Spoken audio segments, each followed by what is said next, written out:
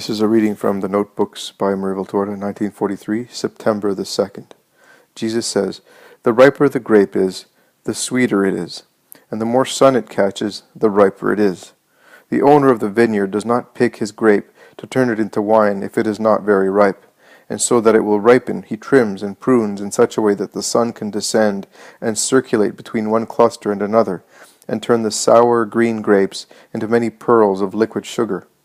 If the grape remained as it is in April, that is, when the vine is beautiful, with its new leaves and little clusters in flower, or even as it is in June, already completely full of resilient shoots and well-shaped bunches, it would be good for nothing except as a joy to the eye. On the other hand, in autumn, after so much sun and so many prunings, it is beautiful in another way, and, in addition to being beautiful, useful for man.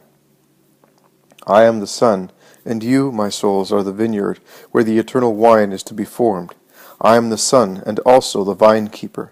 I surround and inundate you with my rays, and mortify you, so that you will yield shoots heavily laden with true fruit, and not vain tendrils, which are good for nothing. It is necessary to let the sun and the Vinekeeper work your souls at their full pleasure.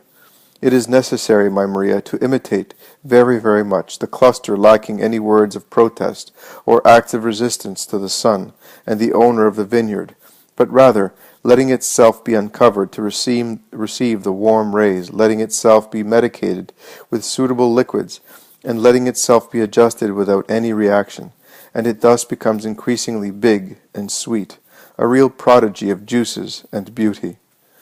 The nearer the hour of the divine grape harvest comes for it, the more the soul, too, must desire the sun and the work of the eternal Vinekeeper. The restive, sick cluster that has not wanted to become ripe, healthy, and sweet, and has hidden itself so as not to be cared for, is not destined for the mystical vat. But the cluster that has not been afraid of shears and medicines, and has docilely sacrificed itself in its tastes for my sake, becomes, on the other hand, worthy of my grape harvest. I am the harvester, and you are my cluster. The harvest is drawing near. Increase your efforts to absorb as much as you can of me.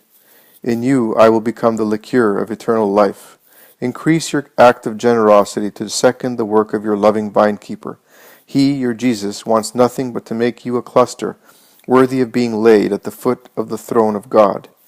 It is a sweet thing to have Jesus as Master, Maria, but it is something which becomes perfect when all the Master's teaching is assimilated.